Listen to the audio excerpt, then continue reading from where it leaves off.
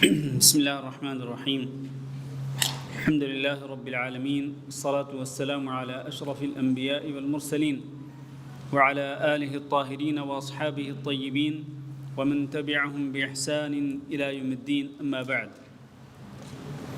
سبحانك لا علم لنا إلا ما علمتنا إنك أنت العليم الحكيم اللهم انفعنا بما علمتنا وعلمنا ما ينفعنا وزدنا علما اللهم إنا نسألك علما نافعا وعملا متقبلا ورزقا طيبا وشفاء من كل داء۔ عزیزان گرامی، محترم دوستوں اور بھائیوں اور لائق احترام و معززات ماؤں بہنوں بیٹیوں اور خواتین اسلام، آپ سب کو آج تفسیر کے درس میں ویلکم کہتا ہوں، اللہ تعالیٰ سے یہ دعا کرتے ہوئے کہ اللہ رب العزت ہمیں اپنی اس کتاب کو اور اپنے اس کلام مجید کو سمجھنے کی توفیق دے اور سمجھ کر پڑھنے کی توفیق دے، اور ہم جو کچھ اس کتاب سے سیکھیں، جو کچھ پڑھیں، اللہ رب العزت ہم سب کو اس پر عمل کرنے کی بھی توفیق دے۔ اس سے پہلے کہ میں آج کا سبق شروع کروں، ایک ضروری بات کرنی ہے۔ ابھی مجھے مسجد کے جو شیخ ہیں، امام صاحب ہیں یا مؤذن ہیں، انہوں نے خبر دی ہے کہ منسٹری کی طرف سے یہ آرڈر آیا ہے کہ عشاء کی نماز کے 10 منٹ بعد اس مسجد کو اور باقی تمام مساجد کو بند کرنا ضروری ہے۔ عشاء کی نماز کے 10 منٹ بعد مسجد کی لائٹیں آف ہونی چاہیے اور مسجد کو بند کرنا ضروری ہے۔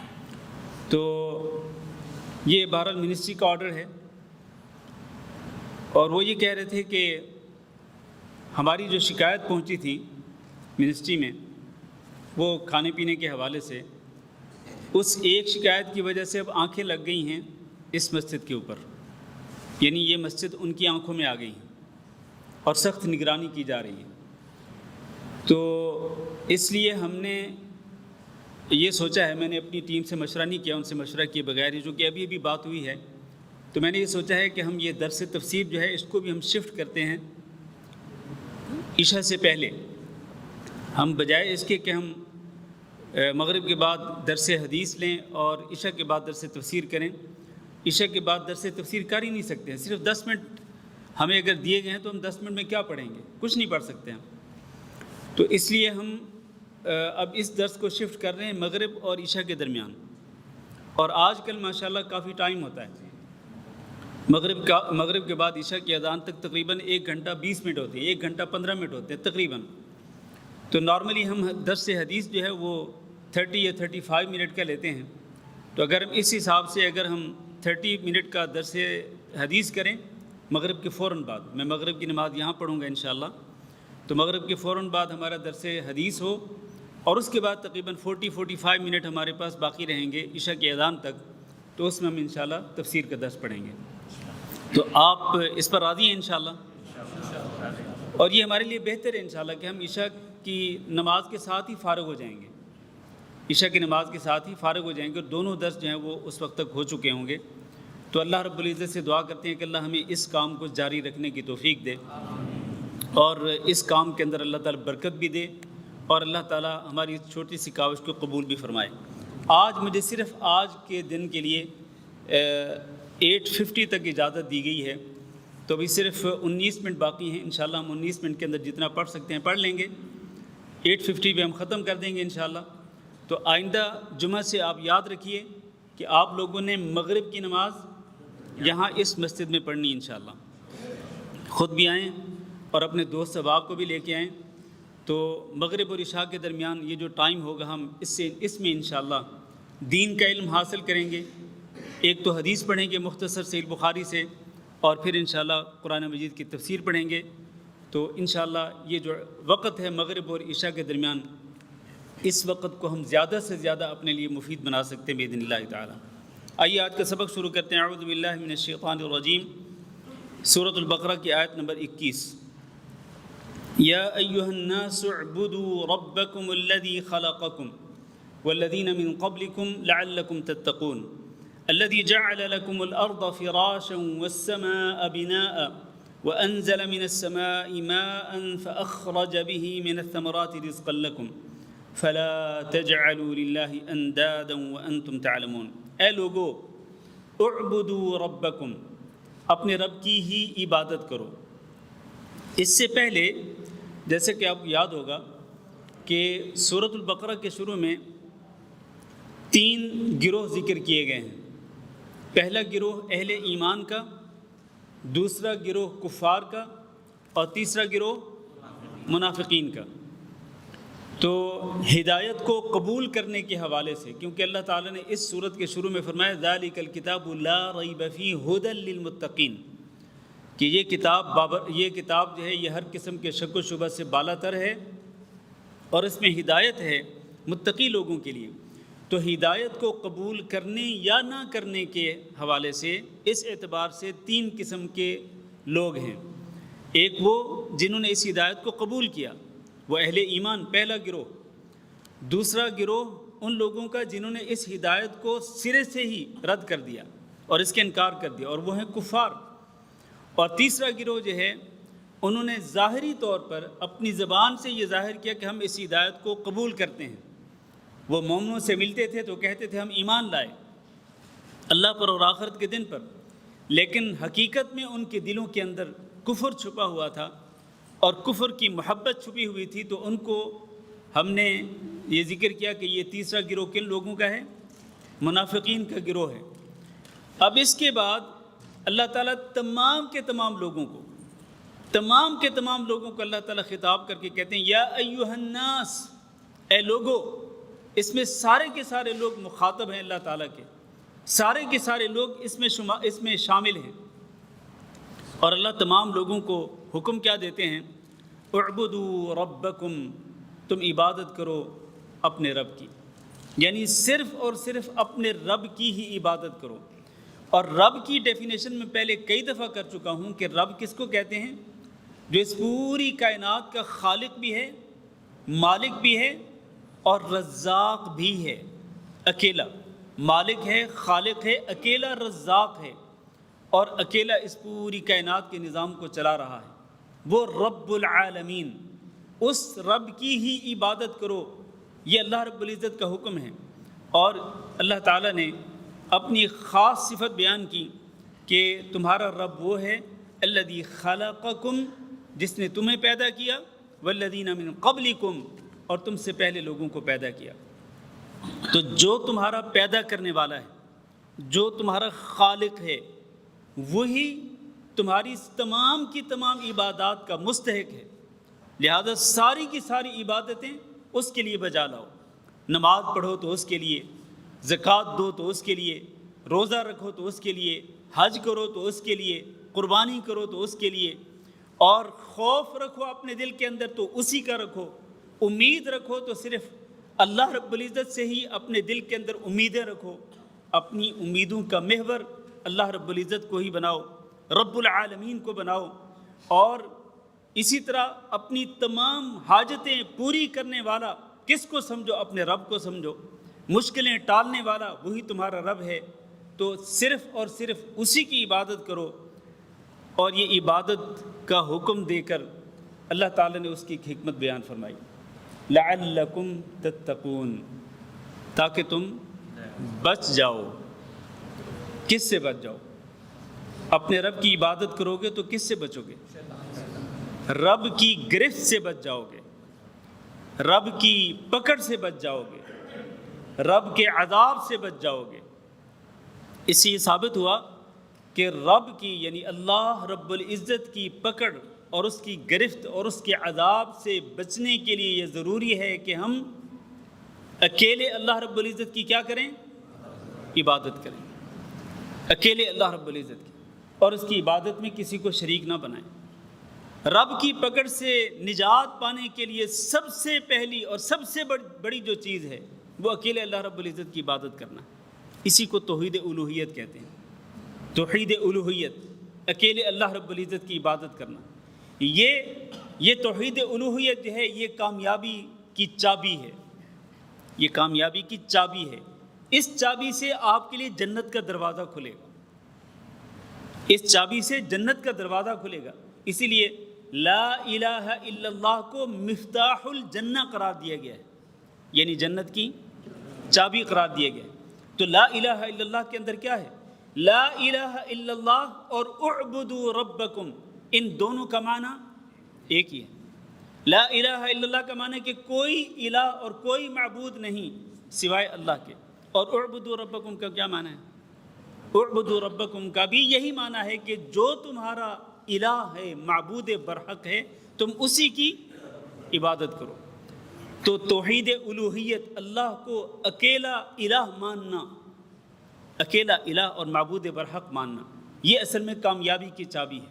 کامیابی جو دنیا میں بھی ملے گی اور آخرت میں بھی انسان کامیابی سے ہمکنار ہوگا، اسی توحید الوہیت کی چابی کے ساتھ، اسی کے لیے انسان کے لیے جنت کے دروازے کھولے جائیں گے۔ اللہ تعالیٰ سے دعا کرتے ہیں کہ اللہ ہم سب کو صرف اپنی عبادت کرنے کی توفیق دے، اور اللہ ہمیں اپنی عبادت میں غیروں کو شریک بنانے سے اپنی حفاظت میں رکھے، اور اس سے اللہ تعالیٰ ہم سب کو محفوظ رکھے۔ پھر اللہ تعالیٰ نے اپنی کچھ اور صفات ذکر فرمائیں۔ الذی جعل لکم الارض فراشا، تمہارا رب وہ ہے کہ جس نے زمین کو تمہارے لیے بچھونا بنا دیا، والسماء بناء، اور آسمان کو تمہارے لیے چھت بنا دیا، وانزل من السماء ماء، اور اس نے آسمان سے بارش کا پانی نازل کیا، فاخرج به من الثمرات، پھر اس بارش کے پانی کے ذریعے اس نے زمین سے مختلف پھلوں کو نکال دیا۔ یہ پھل کیا ہیں؟ رزقا لکم، جو تمہارے لیے کیا ہیں؟ رزق ہیں۔ یہ پھل تمہارے لیے رزق ہیں۔ اب دیکھیں اللہ تعالیٰ نے ایک تو یہ ذکر کیا کہ اللہ وہ ہے، تمہارا رب وہ ہے جس نے تمہیں پیدا کیا اور تم سے پہلے لوگوں کو پیدا کیا، ایک چیز۔ دوسرا، تمہارا رب وہ ہے جس نے زمین کو بچھونا بنایا۔ تیسرا، تمہارا رب وہ ہے جس نے آسمان کو چھت بنایا۔ اور چوتھا یہ ہے کہ تمہارا رب وہ ہے جس نے آسمان سے پانی کو اتار کر تمہارے لیے زمین سے کیا نکالا؟ پھلوں کو نکالا، جو تمہارے لیے رزق ہیں۔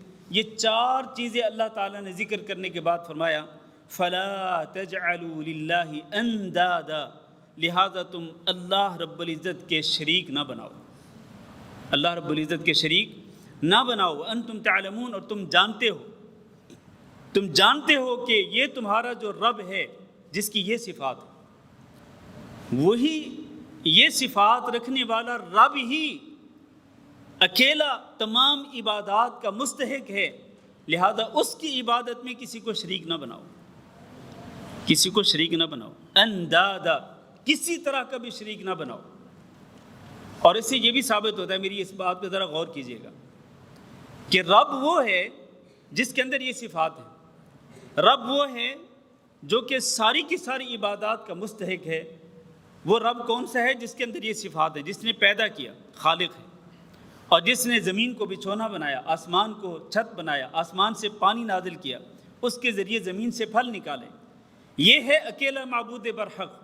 اس کا مطلب یہ ہے کہ اگر تم نے اللہ کے ساتھ شریک بنانے ہیں، بات توجہ سے سننا، اگر تم نے اللہ کے ساتھ شریک بنانے ہیں تو پھر تم اس شریک کی بنی ہوئی زمین پہ جا کے رہو، اور اس شریک نے اگر آسمان کو چھت بنایا تو اس چھت کے نیچے جا کے رہو، اور اس شریک نے اگر آسمان سے پانی نازل کیا ہے اور اس کے ذریعے اگر اس نے پھل نکالے ہیں تو پھر تم اس شریک کے پاس جاؤ۔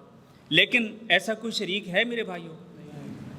ایسا کوئی شریک جو خالق ہو، اور ایسا کوئی شریک جس نے زمین کو بچھایا ہو، جس نے آسمان کو چھت بنایا ہو، جس نے آسمان سے بارش کا پانی نازل کیا ہو اور پانی نازل کر کے زمین سے پھلوں کو نکالا ہو، اللہ کے سوا ایسا کوئی نہیں ہے۔ لہذا جب اللہ کے سوا کوئی نہیں تو پھر عبادات کا مستحق بھی اکیلا کون ہے؟ اللہ رب العزت ہے۔ میرے بھائیوں، میں پہلے بھی کئی مرتبہ کہہ چکا ہوں کہ اللہ رب العزت کی شان یہ ہے کہ قرآن مجید میں جگہ جگہ پہ اللہ تعالیٰ نے اپنی ربوبیت اور اپنی قدرت کے دلائل کو ذکر کر کے اپنی الوہیت کو ثابت کیا ہے، اپنی الوہیت کو ثابت کیا ہے کہ میں اکیلا معبود برحق ہوں، جس کی یہ قدرت کی نشانیاں ہیں، جن میں سے یہ چار اللہ تعالیٰ نے ذکر کی۔ تو لہٰذا میرے بھائیوں، ہمیں یہ سبق ملتا ہے، جگہ جگہ پہ قرآن مجید کی آیات سے یہ تعلیم ملتی ہے کہ اکیلے اللہ رب العزت کی عبادت کرنی ہے، اسی پہ بھروسہ کرنا ہے، اسی سے امیدیں رکھنی ہیں، اور اسی کا خوف اپنے دل میں بسانا ہے۔ وہی ہمارا حاجت روا، وہی ہمارا مشکل کشا، وہی ہمارا بگڑی بنانے والا، وہی ہمارا داتا، وہی ہمارا غوث اعظم، وہی ہماری فریادیں سننے والا۔ اللہ کے سوا کوئی فریادیں سننے والا نہیں۔ یہ ان آیات کا تقاضا میرے بھائیوں، یہ آیات اور اسی طرح بے شمار آیات ہمیں یہی سبق دیتی ہیں۔ آپ اندازہ کریں کہ اللہ رب العزت نے سارے کے سارے انبیاء کو کیوں بھیجا؟ یہی توحید منوانے کے لیے، اسی توحید کا پیغام لوگوں تک پہنچانے کے لیے۔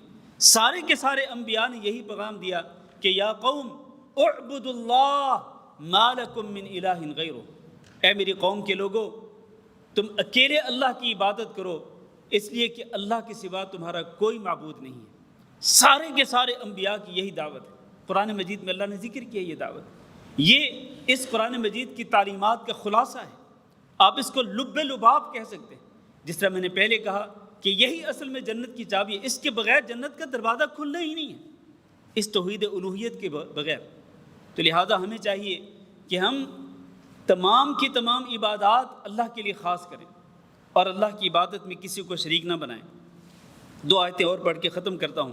وَإِن كُنتُمْ فِي رَيْبٍ مِّمَّا نَزَّلْنَا، اور اگر تم شک میں ہو، کسی بھی قسم کے شک میں، مِّمَّا نَزَّلْنَا عَلَىٰ عَبْدِنَا، اس چیز سے جس کو ہم نے اپنے بندے پہ نازل کیا، اپنے بندے پہ نازل کیا، اور وہ کیا ہے؟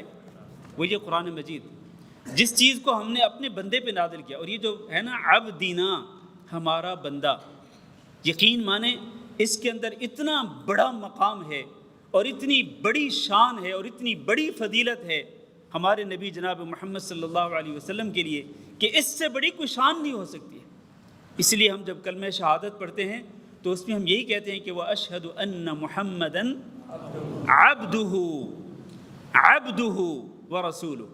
یہ عبدنا، ہمارا بندہ، یہ بڑا شرف ہے، بڑا مقام ہے ہمارے نبی صلی اللہ علیہ وسلم کے لیے کہ اللہ تعالیٰ نے اپنی طرف نسبت کر کے کہا عبدنا، ہمارا بندہ، ہمارا بندہ۔ لہٰذا ہمیں نبی صلی اللہ علیہ وسلم کے مقام و مرتبہ کو بھی پہچاننا ہوگا۔ اگر پچھلی آیات کے اندر اللہ نے اپنی توحید کو ذکر کیا تو اس آیت کے اندر اللہ تعالیٰ نے عبدنا کہہ کر اپنے نبی کی شان کو ذکر کیا ہے۔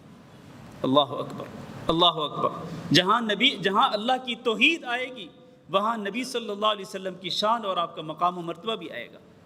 تو اس لیے فرمایا وَإِن كُنتُمْ فِي رَيْبٍ مِّمَّا نَزَّلْنَا عَلَىٰ عَبْدِنَا، ہم نے جو کچھ اتارا اپنے بندے پر، اگر تمہیں اس کے بارے میں کسی قسم کا شک و شبہ ہے، جیسا کہ مشرکین مکہ کو شک تھا اس کے بارے میں، اور وہ کہتے تھے کہ یہ کسی بشر کا کلام ہے، یہ اللہ کا کلام نہیں، کبھی کہتے تھے کہ یہ حضرت محمد صلی اللہ علیہ وسلم کا اپنا کلام ہے جو کسی سے سیکھ کر آتے ہیں اور اس کو منسوب کر دیتے اللہ کی طرف۔ یہ ساری باتیں قرآن مجید کے اندر اللہ نے ذکر کی ہیں، تو ان کو شک تھا کہ یہ اللہ کا کلام نہیں ہو سکتا۔ تو اللہ نے فرمایا کہ اگر تمہیں شک ہے نا تو پھر آؤ ذرا میدان کے اندر، کیا کرو؟ فَأْتُوا بِسُورَةٍ مِّن مِّثْلِهِ، پھر اس جیسی ایک صورت لا کے دکھا دو۔ تم بھی تو عرب ہو نا، عربی زبان بولتے ہو، عربی زبان جانتے ہو، یہ بھی عربی زبان کے اندر ہے۔ اگر تمہیں شک ہے کہ یہ اللہ کا کلام نہیں، اللہ کا کلام ہونے میں اگر تمہیں شک ہے تو پھر آؤ ذرا میدان میں، اس جیسی ایک صورت لے کے آؤ۔ اور یہ اللہ تعالیٰ نے قرآن مجید کے اندر مختلف مقامات پہ چیلنج کیا ان لوگوں کو۔ پہلے اللہ نے فرمایا کہ اس جیسی کتاب لے کے آؤ، پھر اللہ نے فرمایا تخفیف کر دی کہ اس جیسی 10 صورتیں لے کے آؤ، پھر جب 10 صورتیں بھی وہ نہیں لا سکے اللہ نے فرمایا چلو ایک صورت جیسی ہی، اس جیسی ایک صورت ہی لا کے دکھا دو، اس جیسی ایک صورت ہی لا کے دکھا دو۔ اور صرف اکیلے نہیں، وَادْعُوا شُهَدَاءَكُم مِّن دُونِ اللَّهِ، تم اپنے سارے کے سارے حمایتیوں کو بلا لو، جو بھی تمہارے حمایتی ہو سکتے ہیں، تمہارے مددگار ہو سکتے ہیں، اللہ کے سوا سب کو بلا لو، سارے مل کر کوشش کر ڈالو۔ ان کنتم صادقین، اگر تم واقعتاً سچے ہو اپنے اس شک کے اندر جو تم اس کتاب کے بارے میں رکھتے ہو۔ فَإِن لَّمْ تَفْعَلُوا، پھر اگر تم نہیں کر سکے، وَلَن تَفْعَلُوا، اور ہرگز نہیں کر سکو گے، یعنی اگر تم اس جیسی ایک صورت نہیں لا سکے اور ہرگز نہیں لا سکو گے قیامت تک کے لیے، تو پھر تم فَاتَّقُوا النَّارَ، پھر تم جہنم کی آگ سے ڈرو۔ اگر تم اس کے باوجود بھی تم جھٹلاتے ہو اس کتاب کو اور اس کے بارے میں شک و شبہ کا اظہار کرتے ہو تو پھر ڈرو اس آگ سے، التی وقودها الناس والحجارہ، جس کا ایندھن کون ہے؟ لوگ اور پتھر بننے والے۔ ابن عباس رضی اللہ تعالیٰ عنہ کہتے ہیں کہ اس پتھر سے مراد گندک کے پتھر ہیں، اور اس میں یہ بھی کہا گیا ہے کہ وہ پتھر جن کو لوگوں نے بت بنایا ہوا تھا، جن کی پوجا کرتے تھے، وہ پتھر بھی جہنم کے اندر ڈالے جائیں گے۔ جیسے کہ سورۃ الانبیاء میں اللہ نے فرمایا انکم وما تعبدون من دون اللہ حصب جہنم، وہ تم اور جن کی تم پوجا کرتے ہو اللہ کے سوا، یہ سب جہنم کا ایندھن بننے والے۔ تو یہ پتھر، لوگ اور پتھر اس آگ کا، جہنم کی آگ کا ایندھن ہوں گے۔ تو اللہ نے فرمایا کہ ڈرو اس آگ سے، اگر تم اس